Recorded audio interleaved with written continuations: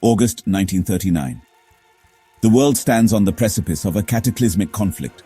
The air is thick with tension, and the drums of war beat louder with each passing day. Europe teeters on the brink, Hitler's ambition boundless, his target Poland. The Führer, driven by a vision of expansion and domination, eyes the fertile lands of Poland as the next jewel in his crown. But a potential obstacle looms, the Soviet Union. A deal is struck. The vast expanse of the Soviet Union, with its formidable Red Army, poses a significant threat to Hitler's plans. Not between allies, but sworn enemies. The Molotov-Ribbentrop Pact. In a move that shocks the world, Nazi Germany and the Soviet Union, two ideologically opposed regimes, come together in a pact of convenience. A pact of cynicism, a non-aggression treaty masking a darker purpose. This agreement on the surface promises peace between the two nations, but beneath the veneer of diplomacy lies a sinister agenda. On its surface, the pact is a simple agreement, a promise of non-aggression, a mutual understanding to avoid conflict. But the true nature of this pact is far more insidious. Germany and the Soviet Union pledge non-aggression. They vow to respect each other's borders, to maintain a facade of peace and cooperation. But hidden clauses reveal the truth. Secret protocols outline the division of Eastern Europe, a cold and calculated plan to carve up territories and expand their empires. Eastern Europe carved up, divided between two dictators. Hitler and Stalin, each with their own ambitions, agree to split the spoils of war, setting the stage for a brutal and bloody conflict. Poland, the prize to be swallowed whole. The nation caught between two powerful adversaries is doomed to be torn apart. The pact stuns the world. Western powers aghast. The leaders of Britain and France, who had hoped to contain Hitler's aggression, are left reeling by this unexpected alliance. A devil's bargain is struck. The impact is immediate. The world watches in disbelief as two of the most ruthless leaders in history join forces. Hitler, emboldened, unleashes his blitzkrieg. Poland falls in weeks. The swift and brutal invasion leaves the world in shock as the German war machine crushes all resistance. The Second World War begins. The invasion of Poland marks the start of a global conflict that will engulf nations and reshape the world order. The pact, a cynical masterpiece, delivers Hitler's early victories. The agreement with Stalin allows Hitler to focus his military might on the Western Front, securing quick and decisive wins. For Stalin, breathing room, time to bolster his defenses. The Soviet leader uses this period to strengthen his military, preparing for the inevitable clash with Germany. But the pact is a deal with the devil. Both leaders know that this alliance is temporary, a means to an end. It sows the seeds of its own destruction. The mutual distrust and conflicting ambitions of Hitler and Stalin ensure that this pact is doomed from the start. The world watches, holding its breath. As the fragile peace teeters on the edge, the global community braces for the inevitable betrayal. A pact forged in cynicism, destined to explode in betrayal. The alliance, built on shaky foundations, cannot withstand the pressures of war and ambition. For how long can such a monstrous alliance hold? The clock is ticking, and the world waits for the inevitable collapse. The answer, as history will show, is not long enough. The fuse is lit. The countdown to betrayal and conflict has begun. The countdown to betrayal begins. The world stands on the brink, waiting for the storm to break. June 22nd, 1941, a date that would mark the beginning of one of the most brutal and extensive military campaigns in history. Dawn breaks over the Eastern Front. The silence is shattered by the roar of engines and the thunder of artillery. The Wehrmacht, 3 million strong, unleashes Operation Barbarossa, a surprise attack that would catch the Soviet Union off guard. A stab in the back, a betrayal of the non-aggression pact signed just 2 years earlier. Hitler breaks his pact with Stalin, shattering any semblance of trust between the two powers. The Soviet Union, caught off guard, reels from the blow. Chaos and confusion spread as the Red Army struggles to mount a defense.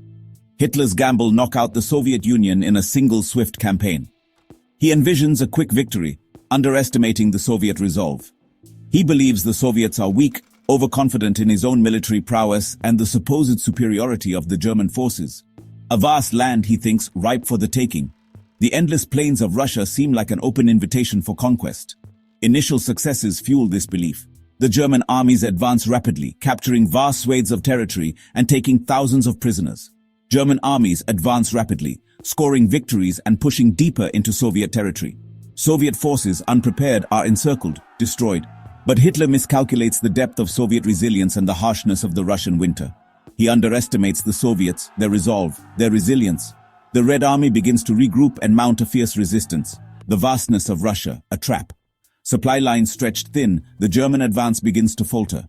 The winter, a brutal foe, descends. Temperatures plummet, and the German soldiers, ill-prepared for the harsh conditions, suffer immensely.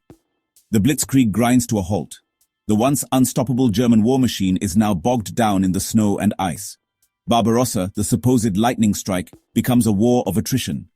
Hitler's fatal miscalculation leads to a prolonged and bloody conflict. The turning point of the war. The Eastern Front will become a meat grinder, consuming men and machines in a relentless struggle. The Eastern Front will become a meat grinder, consuming men and machines. The cost in human lives and material will be staggering. And Hitler, the architect of this betrayal, will be dragged into its depths. His grand ambitions will crumble, leading to his ultimate downfall. The news, when it reaches Stalin, is unbelievable. Betrayal, the very foundation of his foreign policy, shattered in an instant. The man who had prided himself on his cunning and strategic foresight, now faced with the ultimate treachery. His pact with Hitler, worthless. His spies' warnings, ignored. The carefully crafted agreements, now nothing more than scraps of paper. The intelligence reports that had trickled in, dismissed as paranoia or misinformation. Now, German panzers race across his territory. The Blitzkrieg, a storm of steel and fire, tearing through the Soviet heartland with terrifying speed and efficiency. The initial shock is profound. The Soviet leadership, paralyzed by the sheer audacity and scale of the invasion, struggles to comprehend the enormity of the situation. The scale of the betrayal, staggering. The maps, once symbols of Soviet strength, now show the relentless advance of the enemy deep into Soviet territory. The Red Army, unprepared, is in disarray. Units scattered, communication lines severed, and morale plummeting as the reality of the invasion sets in. Stalin, the master tactician, seems paralyzed. The weight of the decisions he must make, pressing down on him like never before. Some whisper of a nervous breakdown. The man who had once seemed invincible, now showing signs of vulnerability. Days pass before he addresses his people. The silence deafening, as the nation waits for its leader to speak. The voice that emerges is somber, grave. The weight of the situation evident in every word, every pause. The Soviet Union is at war. A war for survival. The propaganda machines roar to life, rallying the people for the monumental struggle ahead. The initial weeks are catastrophic. Soviet armies shattered. The devastation, both human and material, is beyond comprehension. Millions of soldiers killed, captured. The losses, staggering, as the Soviet Union grapples with the full might of the Wehrmacht. The Wehrmacht, seemingly unstoppable, advances on Moscow. The capital, the heart of the Soviet Union, now under direct threat. The fate of the Soviet Union hangs in the balance. The tension, palpable, as the nation braces for the onslaught. But Stalin, despite the initial shock, is a survivor. He rallies his people. The call to arms, echoing across the vast expanse of the Soviet Union. He taps into the vast reserves of the Soviet Union. The factories, the workers, the resources, all mobilize for the war effort. He will trade land for time, men for space. The strategy, brutal but necessary, to buy the time needed to regroup and counterattack. The bear, wounded but not broken, prepares to fight back. The resilience of the Soviet people, a force to be reckoned with.